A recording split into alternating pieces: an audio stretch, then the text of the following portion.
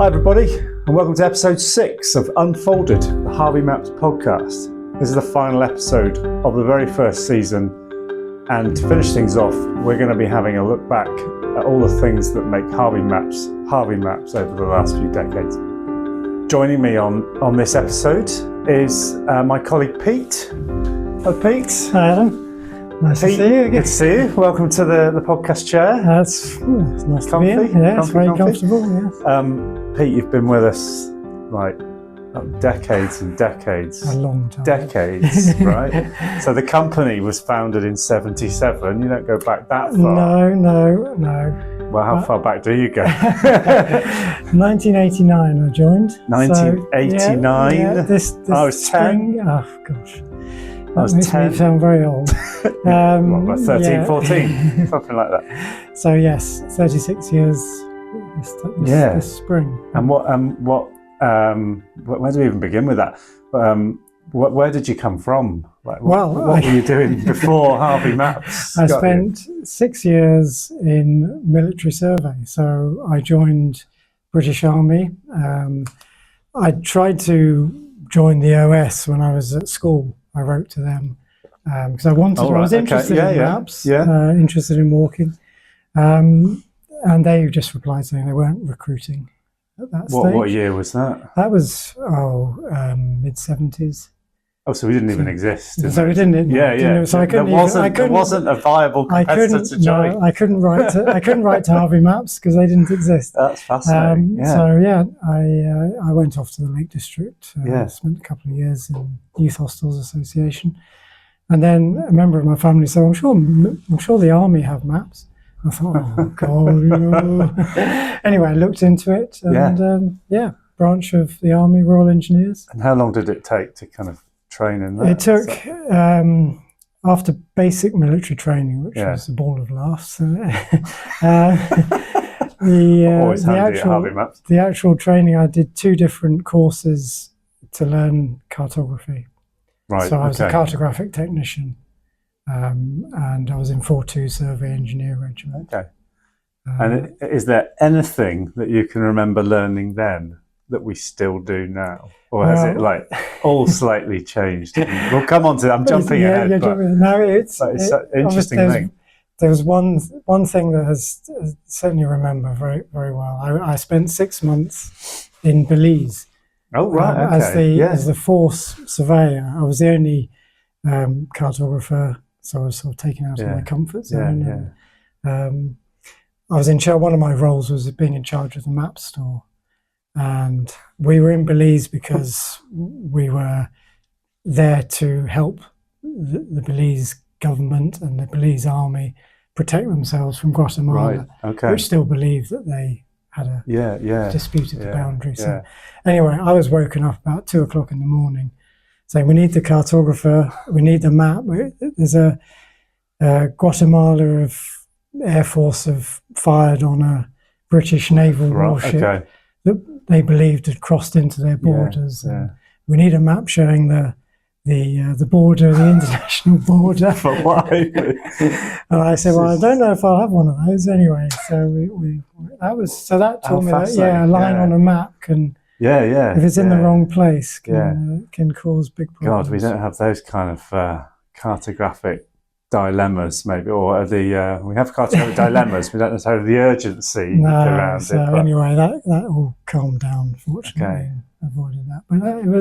But I thoroughly enjoyed my time in the army. But the cartography part was very good, and I learnt the basic trade of cartography, which, of course, in those days there was no computers. It was all done by hand. So old school. But, I mean, it's absolutely fascinating. We've got a team of youngsters. I'm not sure I classify that as that anymore, but we've got people younger than me. Would you believe it? I know. Who they're our cartographers, and they're all learning from yourself and Chris, and to some extent myself. And they probably can't. I can't imagine a world without a computer. So how did you find out about Harvey Maps then? Where's the kind of open link? The connection there was in the army.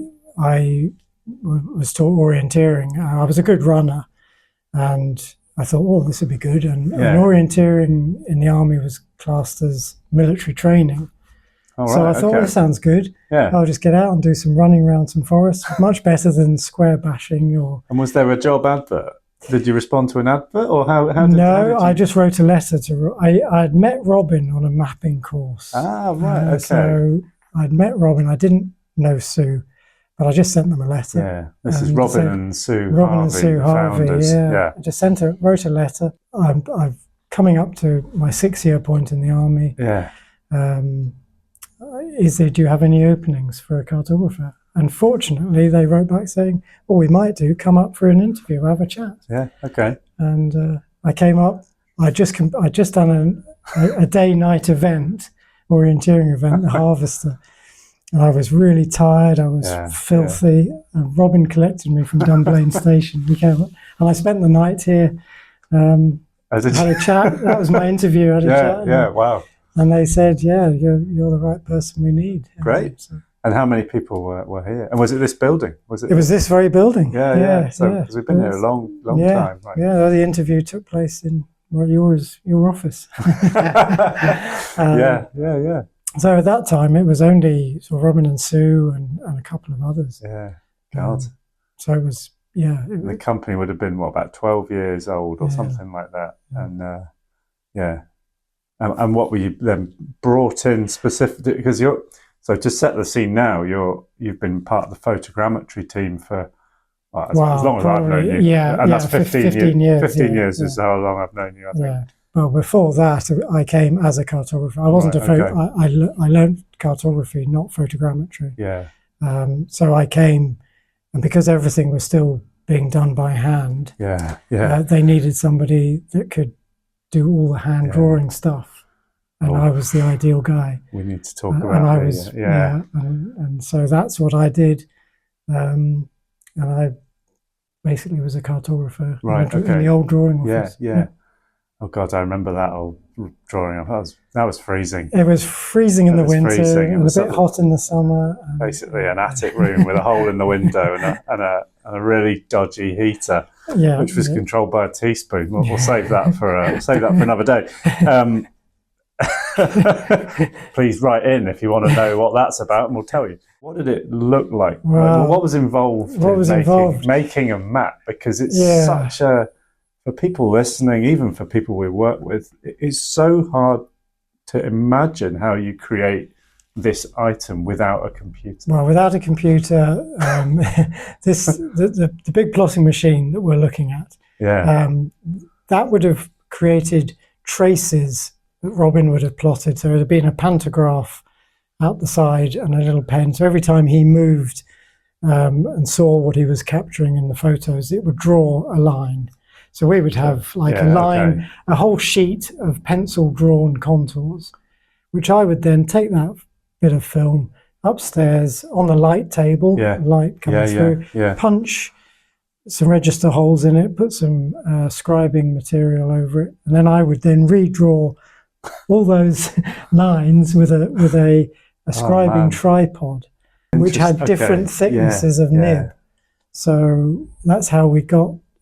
everything was hand drawn. Lines were scribed, areas of forest were cut out using a little swivel knife in film, masking film. And then all that would then have to be, we'd have to go into the dark room, and that was also part of my job, which I learned when I was here, was processing all that to create, initially a proof, and then film that you'd make printing plates from. Do you miss it? I have to say, no, I don't. I mean, creating a proof, for example, creating a proof now. I mean, the guys just press a button. Whereas give us an indication of time. It used to take me 2 or 3 hours to create a proof. As in a folder, something. It was on material, so you couldn't actually fold it. Okay. I used to, in the early days, I used to come in on a Saturday morning and spend 2 or 3 hours because it was only one here and nobody could disturb me because it was complicated, and you had to put every sheet down and wash it off and expose it, put another one down. And if you got one down the wrong way up or reversed it, you wouldn't actually know until the end. So you could go all the way back to the beginning. Yeah, you'd have to start all over again. So it was. Oh God! Thank God for IBM and Apple, whoever it is. But the good thing is, in the winter, the darkroom was nice and warm because we had a film processor which dried the film, so it was nice and warm in there. For those listening, this is a very old building, and it does get quite cold. So that would have been a perk of the job. Yeah. But I mean, so that's fascinating. And how long did that? So that was it. Definitely 1989, because that's when you joined. Oh, yeah, how long were you doing the that first process few maps? I was doing that. The first 2 or 3 maps. So into the 1990s, then Robin and Sue chanced their arm with a small Apple. That's right, Apple Mac, Mac Classic or Mac Plus. It's about the size of that, wasn't it? Like, so we had with a screen. The size of that tiny little screen. Yeah. We had a bigger screen, which was just black and white. I mean, how we taught ourselves. Robin was quite good. Robin's son Tom, who was at school at the time, he was very into computing, and he used to help or get stuck in. I'm not sure if he helped or hindered, but he did have some quite good. At least he was willing to have a go. He was willing to have a go. So how we did it, I still don't know to this day. I mean, 1 megabyte of RAM and hardly any hard disk space. We've still got that computer in the office, actually. I don't know if it works. I don't know if it powers on, but we should try one day. But it's I think we've got a whole collection of old Apple computers that have changed over the generation. Well, it's quite, and then so we also have a box of the tools you were talking about which no one has a clue what to do with, other than yourself. I think I'd struggle now to go back and make maps that way. This could be a team building day. We could get everyone to have a go at making a small map. But, I mean, that's quite interesting. So the computer then, obviously, if not overnight, but it certainly revolutionised things how we do here. I think the process I mean, to start with, I hated it. I hated the computer, and I wanted to go back to doing it by hand, especially when we made the maps for the Carrowing Mountain Marathon, which is now the OM. And the first map that we did on the computer, we'd managed to get a proof printed out, but we had to send the file off to a digital print to get the film output so that we could print it. And they came back and said, we can't do it. We can't get them. And we thought, oh, heck. Oh, man. We were about 3 weeks away from the event. And Jen Longbottom, who was in charge of the Kim, and she's a woman you don't say no to. And she phoned up, and I remember Robin, she was obviously saying, how are the maps going, Robin? Oh, fine. Yeah, they'll be fine. And we hadn't even got the film out of it. And the only way, fortunately, Robin had a contact in Bartholomew's in Edinburgh. And I went through there carrying the computer, and they connected it to their bigger computers, and they were able to output the film. So, that's much the same probably happens these days, but with just even bigger file sizes and all sorts of things. I don't know, were you here when we had our own printing press? I was indeed. That was it, yeah. So Sue called it Thor. Thor, 3-ton Heidelberg single color machine, yeah. Wow. And that was good, but it took a lot of work. Yeah, Sue was the kind of master of Thor. The master of Thor, yeah. She took herself off to do a printing course. Learned how to do it. She's a remarkable lady. And she was able to do the printing, and it took a lot of work. And it was it has to be crane lifted in or something. Is that right? That's the story. I wasn't here when it came, but it was a big machine. No, I'm glad it's not here now. It would be. Yeah, I'm pretty happy with the maps going somewhere else. I think that's fair. We've got computers we don't need to take to somewhere else, and we can print them elsewhere. But it was quite noisy when it was running. It was a big noisy thing. But, so impressive. How long? No, so moving on then. How long did it, when the computers were in? How long did it take till you were kind of fairly comfortable with the process of computers? I think a couple of years. Okay. Yeah. Good. 2 years. And then I've heard your various tales of computers. Oh yeah, I mean, don't get me started on it. Yeah, I mean, you just learn one program. Adobe Illustrator version 6, which was fantastic, and then version 8 came in, and I think we're on to version 26 or something now. So fortunately, I don't use Adobe Illustrator. Oh god! So yeah, I think that was one of your stories when I met you. You're still quite keen on Adobe version 6. Yeah, I wanted to keep the dream package. Yeah, absolutely. Yeah. So we mentioned Robin and Sue already, actually, and what I found interesting. So I know Robin and Sue. You obviously know them very well. Chris, who's been on the podcast, has worked with them as well. Sure. Knows them well. We got a lot of staff now who've barely met Robin or Sue. They retired, I don't know, 7-8 years ago, say. What were they like to work with? They were brilliant. Yeah, absolutely brilliant. Robin was quite quiet, a bit like myself. He did architecture. He was going to be an architecture course. That's what he was doing. Sue was did languages at university. Yeah, she was a conference interpreter. But they were both very good orienteers.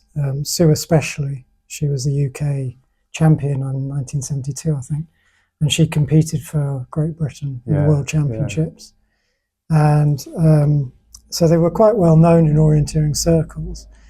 And an opportunity came up in 1976 when the World Championships were held here in Scotland. And Robin got the job of Robin and Sue, but it was mainly Robin to make the maps. And so he made the maps. He then was on the International Orienteering Federation Committee for map symbols. And right, I think after the World Championships, Robin and Sue thought, well, there's no company that provides this sort of support for orienteering. So they give it a go. They'd set up in business. And so Robin went on a course to learn photogrammetry, and say Sue went on a course, bookkeeping course, and printing course, and they set up the business to do that. The two Harveys. Yeah, this is it. So, and because they were orienteers, they knew about survey, and they got involved with the Carrymore Mountain Marathon, and that's how it all took off, with making the maps for that event. Yeah. You say Robin was quite quiet. What was Sue like to work with? Sue, the opposite? Or? No. Sue was good. She was very hardworking. Very conscientious. I remember she was just very, very clever. A lot of ideas. A lot of good ideas. Fair, like to consider other people's ideas, but you kind of knew where you stood. She was the sort of brains of the business. Robin had the design background. She was very good on design. Kind of technical knowledge to get the mapping out of the system.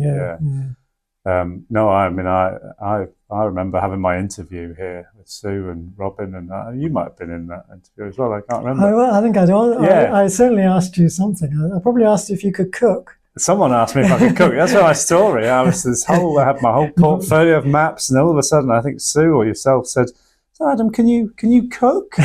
And I was really thrown. And this segues really nicely onto the next part, actually. But I was thrown because no one had ever asked me if I could cook. And it was at that point I sort of thought, maybe I've got the job, because why would you even consider it? And it was only when you guys explained that, when part of the process that everyone loves here is the survey work, the field work.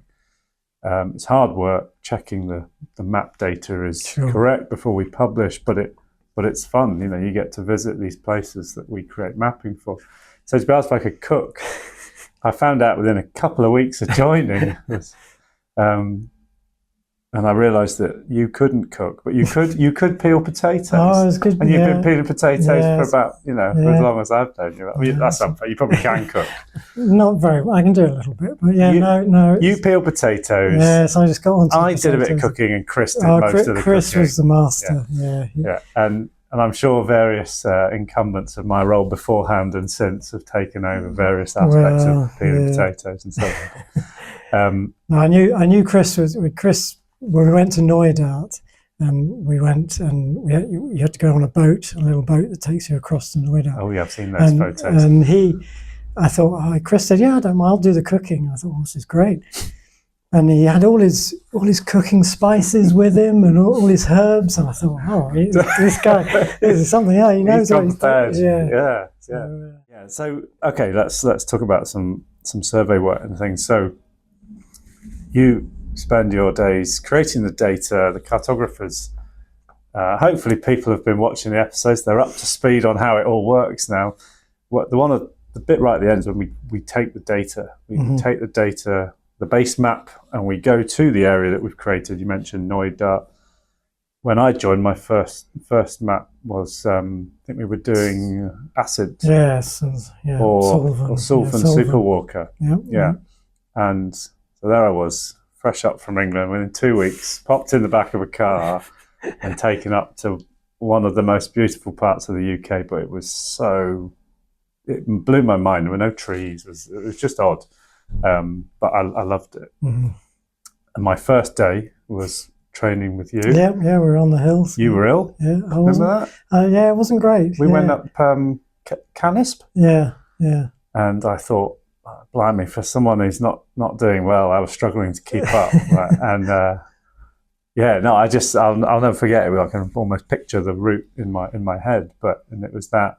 So I got a real good sense of what it meant to be out there, what we were meant to be looking for, because we do these routes on our own. So I was having a training day with yourself. Yep. But I mean, where you've been on quite a few places. I've been nearly, I should think 90% of the maps we have in our, I've done the survey for. I mean, I suppose one of our best maps that I've been involved with is Sky Coolin, and that's one of our most renowned, recognised titles. So, and it was just Robin and myself that went to Sky, and Robin suffers from vertigo, so great team. Not a great place to be on the high Coolins, narrow ridges. So, which suited me. So Robin did all the other low level stuff, and I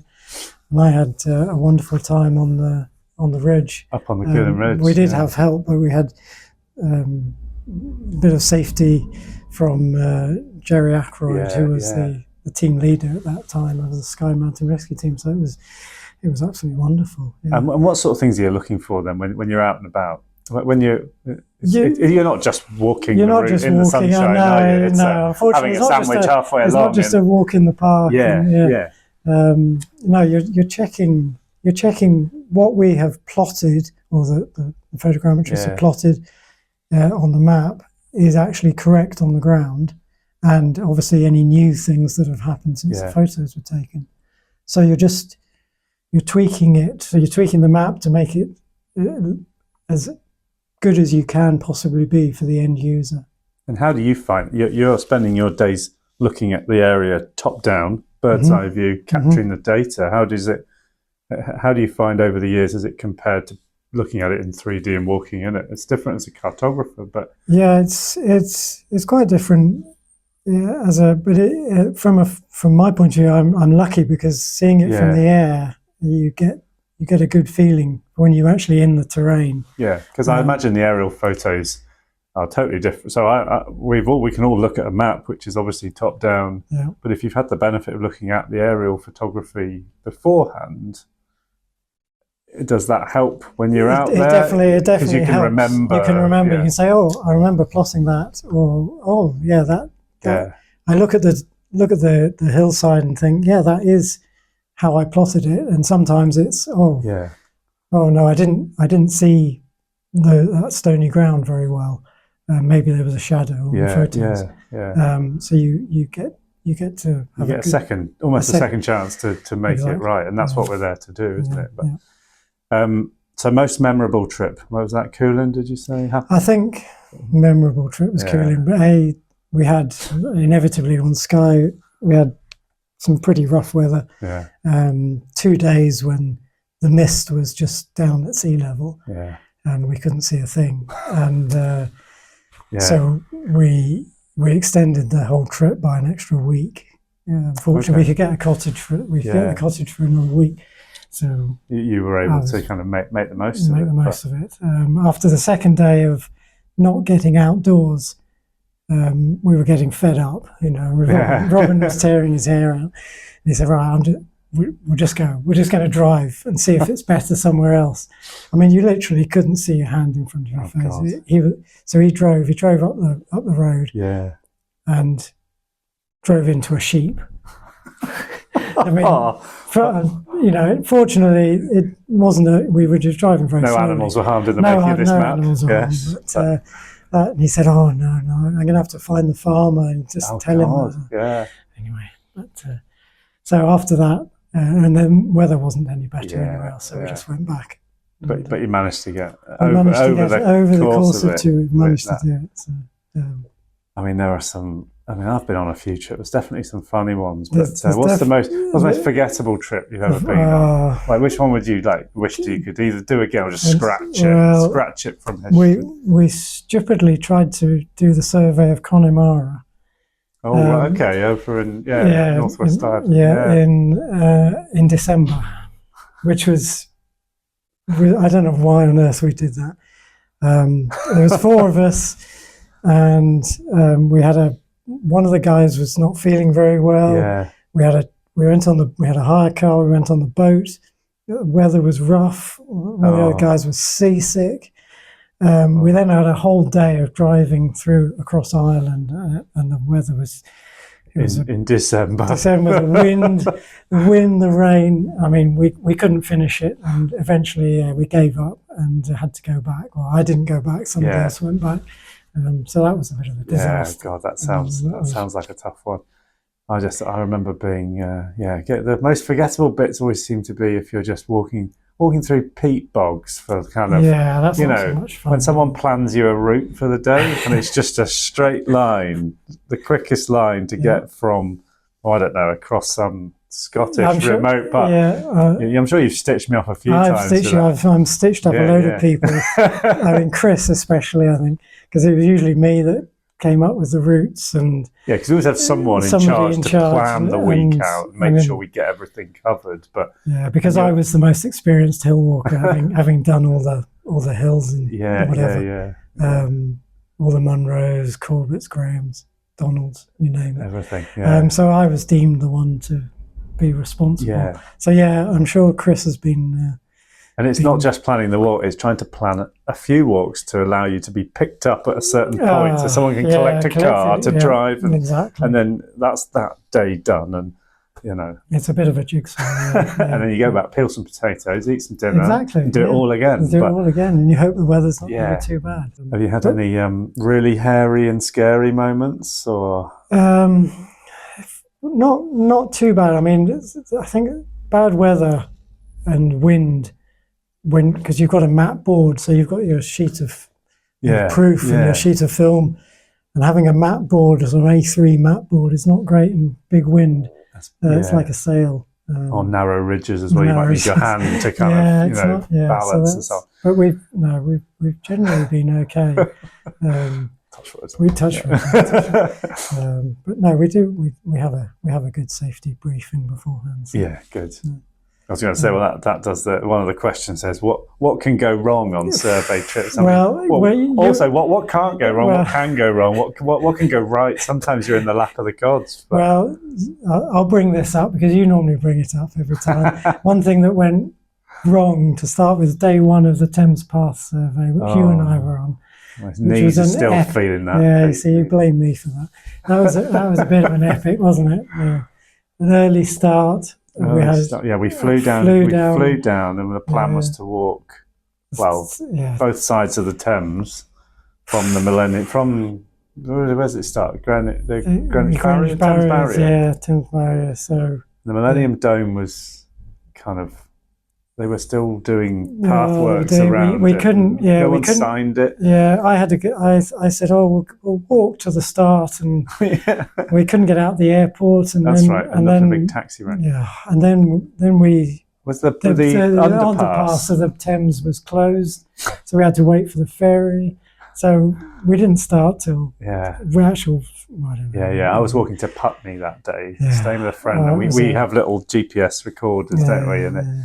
I must admit, walking on pavement. This is the bit I can't. This is the bit I was assuming I felt fallen out with over so many years. Walking on that blooming pavement and it said I'd walked a marathon. Something like 27 miles or something. And we were on that trip for 8-9 days or something. Yeah. After that, it was all right, but the damage was done, Pete. I'm not going to lie. Yeah, I met you at the end, and you were hobbling and hobbling. I just wanted to get home. But it was quite. I mean, these are your classic. You kind of have to be there to experience this dark humour that can come out. But I suppose it's what makes the experience. It does make the experiences. I mean, one really funny. Chris, Robin, and myself were doing the Pembrokeshire Coast Path, and I think the first day, overnight, it had absolutely poured with rain, really torrential rain, and we were in a cottage, and Robin was getting things organised. He said, "I'm going to put stuff in the car," and he came back, and he didn't have any boots on, no boots and socks. His trouser legs were rolled up. I said, "What are you doing, Robin?" He said, "Well, the car park's just a swimming pool." he said, "Oh," and that was just, set water the tone, doesn't it? Set the tone. I should say at this point, we've called this episode "Map to the Future." Mm-hmm. Haven't mentioned that yet for some strange reason, but we called it that play on words. But we thought, obviously, we're looking at things, talking about things now, and right back into the 80s as well. But so if you could, with that in mind, if you could go back on any of these trips, which one would you like to go back to? Which one would you revisit? Well, for me, because I've been involved in a lot of the trail maps, I've only ever walked sort of either half of them or a third of them. a patch so I'd like to go back and finish, especially the Cape Wrath Trail. We did it. So I've done sections of it. But, so I definitely like to go back and do that. Cape Wrath one was fantastic, wasn't it? I remember we got that little boat out, and then the Jeep, the Land Rover ride up to the lighthouse, and it was foggy as anything. We could see it. And then as the week unfolded, I seem to remember Chris and I were in Bothy's, and you were in a hotel, Adam. Who planned that one? Yeah. No, I had a lovely time in in Ullapool. I think enjoying your 3-course waved meal. You both off goodbye, and then I did. Hey. And I was in Chris was in Bendronnig Lodge, and I was in Bothy, and I was in Scotland's remotest Bothy. You both wanted to stay in the Bothy. Absolutely. I was more like, if there's a bed and a fish and chips, then why would I put myself through it?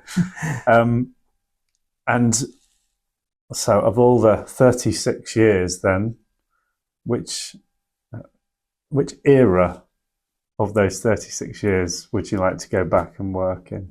Gosh, if you had to. Well, I think I'd like to go back to the early 90s, start again. Start again. Start there, do it properly.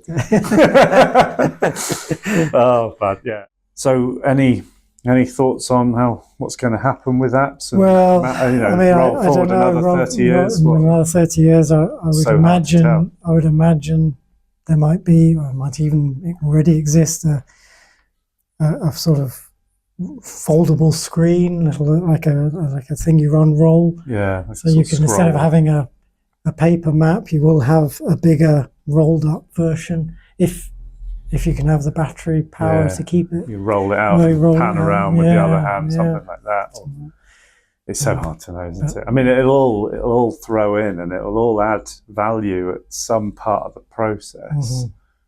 But it always strikes me that nothing's going to come in and just take over the whole thing and say, right, that's the perfect solution. Yeah. As you say, your digital device cracks or batteries die or whatever it is. But well, I mean, if you're still working in another 35 years at Harvey Maps, you can tell us on that episode. That's a bit of a stretch. It's a bit of a stretch for everyone, maybe. But, couple of rapid fire questions then. You've worked on a lot of maps. What's your favourite Harvey map?